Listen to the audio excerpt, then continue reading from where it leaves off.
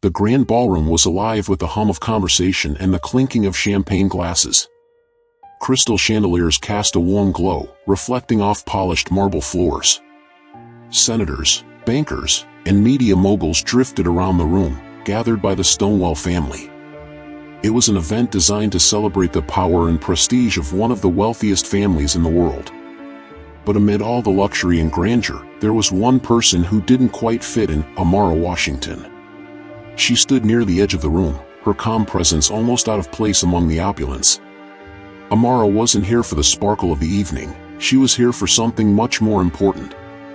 The deal she was about to close could change the trajectory of her entire company, a $900 million agreement with the Stonewells. She was the CEO of a biotech firm that had saved countless lives, and despite the hundreds of people in this room, she knew that only her intellect and hard work had gotten her this far. But no one here saw her that way. To them, Amara wasn't the powerful force behind a thriving business, she was the black woman in the room who had somehow managed to secure a seat at the table. She could feel the weight of their judgment, the way eyes shifted her way, calculating whether she truly belonged. The whispers of old money and deep-rooted prejudice were hard to ignore, but Amara wasn't here to play by their rules. She wasn't here to prove herself to anyone. She was here to make history. As Amara took her seat, the Stonewell matriarch, Mrs. Aries, stood up from her place at the center of the table. Her voice rang out sharply across the room, cutting through the laughter and chatter. "My ring is gone," she announced, her voice almost shrill, as if the room should panic in unison. Her hand instinctively reached for the space where the diamond should have been. Guests froze. The elegant hum of conversation halted, and all eyes shifted to her. Mrs. Aries didn't waste a moment, her gaze locking on Amara with chilling certainty. "You," she said, pointing straight at Amara, "you were the last one near the restroom. Check her bag." There was no hesitation, no questioning. It was as if the accusation had already been decided. A server moved forward, pulling Amara's purse from the floor and placing it on the table like a piece of evidence. The cameras began to click, capturing every moment. Amara's heart didn't race. Instead, she sat there, calm as ever, staring directly at the matriarch. She didn't need to argue, she didn't need to defend herself.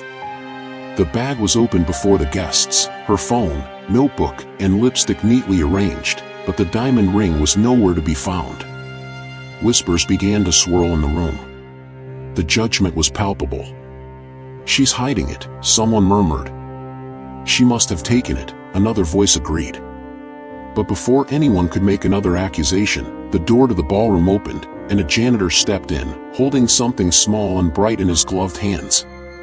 "Excuse me," he said, his voice unsteady. "I found this in the restroom." The diamond ring gleamed under the harsh lights. The tension in the room shattered instantly. The room fell into an eerie silence as the janitor held up the ring, its diamond gleaming brightly in his gloved hand. The moment seemed suspended in time, the weight of what had just happened sinking in. The Stonewell family's faces drained of color, their confident smiles slipping into tight, embarrassed expressions. Mrs. Aries sputtered, trying to recover. I must have misplaced it," she muttered, her voice faltering. The family scrambled for words, each trying to salvage what little dignity they had left. But the damage was done. The cameras were still trained on Amara, but now it wasn't her that everyone was focused on, it was the lie that had just unraveled before them. Amara, ever composed, didn't move. She didn't need to. The truth was no longer a matter of opinion. It was clear to anyone paying attention. The accusation had been nothing more than an attempt to humiliate her, a test of her place in their world. But now, in the quiet aftermath of the reveal, it was the Stonewells who were exposed, not Amara. She reached into her purse and pulled out her phone, typing something with steady fingers. The brief message was sent, and with a calm glance at the Stonewell family, she slipped her phone back into her bag. There was no need for a confrontation, no need for an apology. Their shame was already on display for the world to see. The Stonewells were still trying to recover, their excuses falling flat, but Amara had already made her decision. She didn't need to say anything more. The game had shifted, and the Stonewells no longer held the power. The truth had found its way out, and the real story was just beginning. As the Stonewell family stumbled through their excuses, trying to brush off the scandal, Amara's phone buzzed once again. This time, it wasn't the press reaching out, nor a colleague. It was a message from one of her investors, one of the key backers in the $900 million deal. "We're pulling out." Amara didn't flinch. She didn't even look at the screen again. She already knew what the consequences would be. The Stonewells were about to face the fallout, and Amara didn't need to make a scene. She didn't need to shout or demand apologies. The truth was unfolding exactly as she'd planned, and she was the one holding the cards. With quiet authority, she stood up from the table, the cameras catching every movement. The murmurs and whispers around her grew louder, but Amara simply moved through the room with a quiet grace. Her steps were measured, each one deliberate. She wasn't rushing. She didn't need to. Before she reached the door, Amara turned, her voice cutting through the tension without raising a single decibel. "The deal is off." Her tone was firm, but calm, no anger, no frustration. Just the simple finality of a decision made. The Stonewells froze, their rehearsed smiles now gone, replaced with confusion and disbelief. "What do you mean?" the patriarch stammered, clearly trying to regain control. Amara didn't respond. She didn't need to explain herself. As she walked out of the ballroom, leaving them to scramble in her wake, she knew the world was already watching. The Stonewell family had tried to break her, but in that moment, she had broken them instead. The next morning, Amara's phone buzzed nonstop. News outlets were already running the story, looping footage of the accusations and the dramatic reveal of the ring. It was all over the headlines: Black CEO accused of theft at billionaire family's gala. But the real twist was buried in the follow-up reports. Amara's refusal to sign the deal had sent shockwaves through the business world. Investors, who had once been eager to get a piece of the Stonewell family's empire, began pulling out in droves. The $900 million deal, which the Stonewells had expected to be a lifeline, was now a sinking ship. Amara had calculated every move. As the hours passed, it became clear the Stonewells were in deep financial trouble. Their empire was built on shaky ground, massive debt, failing investments, and years of bad decisions. Amara's quiet act of defiance had cracked that facade wide open. By noon, analysts were reporting on the family's financial struggles, and banks were starting to freeze their credit lines. Meanwhile, Amara didn't respond to the chaos unfolding. She didn't need to. She had already done the most important thing: she had taken back her power. With every investor that withdrew, with every headline that painted the Stonewells in a new light, Amara's position grew stronger. She wasn't just a CEO anymore, she had become a symbol of resilience, dignity, and quiet strength. The world was beginning to see what Amara already knew: sometimes, the greatest power comes from walking away. By the time the Stonewell family convened for the official signing, their carefully curated world was falling apart. The press had gathered, their cameras pointed at the family, ready to capture the moment they believed would solidify their power.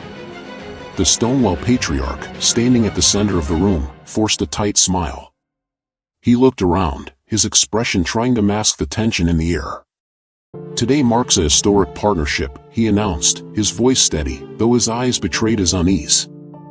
He extended his hand to Amara, as if the formalities would somehow erase the months of manipulation and racism she'd endured. He expected her to take it, to seal the deal, to ignore the personal attack and sign the contract that would save their empire. But Amara wasn't interested in saving them. With deliberate calm, Amara walked forward, her steps measured, unhurried. The room went silent. All eyes were on her, and she could feel the weight of their expectation. This was the moment they had been waiting for. It was supposed to be hers too. But Amara had already made her choice. She didn't reach for the contract. Instead, her hand came to rest gently on the microphone in front of her.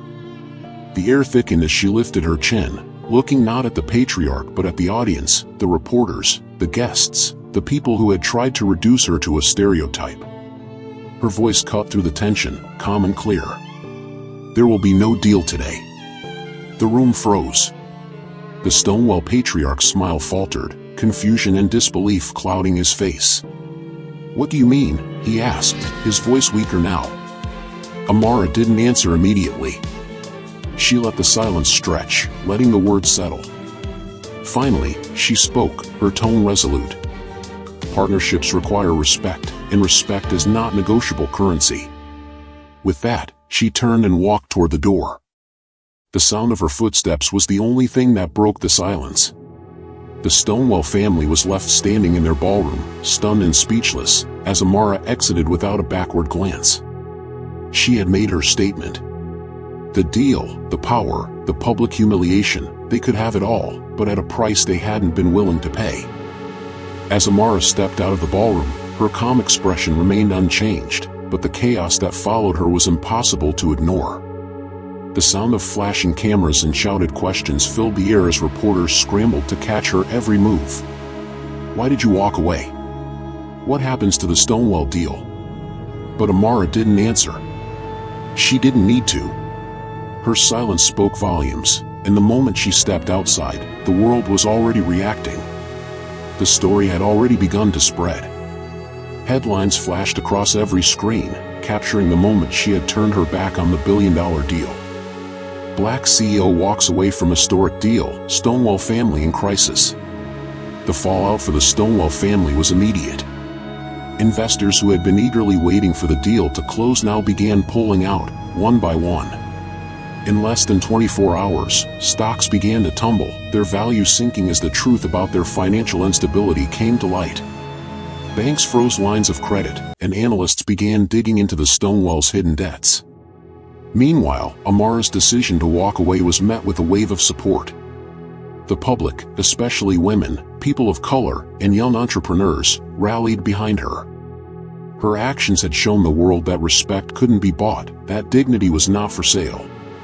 But as the Stonewells scrambled to maintain their grip on power, Amara stayed focused. She didn't need to fight for the world to see her strength. It was already there, in her decision to walk out of that room, in her refusal to let anyone define her worth. And now, the tables had turned. The Stonewell family, once untouchable, was now the subject of scrutiny and scandal. The next few days were a blur of breaking news and social media frenzy.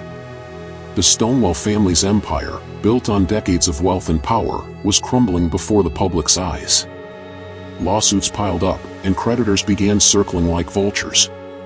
Investors who had once trusted the Stonewell brand now questioned everything. Amara's quiet refusal to sign the deal had set off a chain reaction that no one had seen coming. Meanwhile, Amara kept to herself. She didn't need to be at the center of the media storm. Her phone buzzed constantly, messages pouring in from investors, colleagues, and even strangers. They weren't just congratulating her on walking away from the deal, they were reaching out to partner with her. The respect she demanded from the Stonewell family had earned her something far more valuable: trust. Back in the Stonewell camp, things weren't so calm. The patriarch appeared on television, his face tight with desperation. He tried to explain, tried to make the public believe that Amara's decision had been a mistake. But it was too late. The cracks in their empire were no longer hidden. Analysts had uncovered the true extent of their financial troubles, and the public wasn't sympathetic. The public's gaze shifted, now focused on Amara and her company, not because of the drama, but because of what she represented: strength, dignity, and integrity in a world where those qualities were often overlooked. The Stonewells had underestimated her, and now they were paying the price. As the week wore on, it became clear that Amara's decision had turned the tide. Her company was stronger than ever, and the Stonewells? They were left trying to rebuild a crumbling empire, their name now synonymous with arrogance, humiliation, and failure. By the end of the week, the Stonewell family's downfall was in full swing. What had once been an impenetrable fortress of wealth and status was now exposed for what it truly was: a house of cards built on borrowed money and deceit. The public was no longer interested in their facade. The headlines were relentless: Stonewell family in crisis, investors flee Stonewell empire, and billionaire family faces financial collapse after CEO walks away. Amara, however, remained calm throughout it all. The attention was now on her, but it was never about the drama for her, it was about the principle. Investors, journalists, and even competitors reached out, not just to commend her for walking away from the deal but to offer new opportunities. They saw the value in her company, in her leadership, and, most importantly, in her integrity. While the Stonewells tried to salvage what they could, their efforts were futile. Banks were freezing their accounts, stock prices plummeted, and their closest allies were distancing themselves. A week after the press conference, one of Amara's key investors called her to share a piece of news that made her smile. The market's turned in your favor. We're moving forward with a partnership. The Stonewell patriarch, on the other hand, was being questioned more than ever. His carefully rehearsed public appearances were failing to hide the cracks in his family's empire. Amara had pulled the rug out from under them with a single, quiet decision, and now, they were reaping the consequences. The world was watching as the mighty Stonewell family began to unravel. And in the midst of it all, Amara stood tall, her company more respected than ever. The truth had come out, and it had shifted the balance of power. The Stonewells had tried to tear her down, but in the end, it was their empire that fell apart, not hers. As the weeks passed, the collapse of the Stonewell empire became inevitable. Lawsuits piled up, their stocks continued to plummet, and every effort to salvage their name felt like it was just delaying the inevitable. Investors had abandoned them, the public had turned their backs, and the media, once enamored with their wealth and influence, now depicted them as symbols of arrogance and greed. But Amara? She was thriving.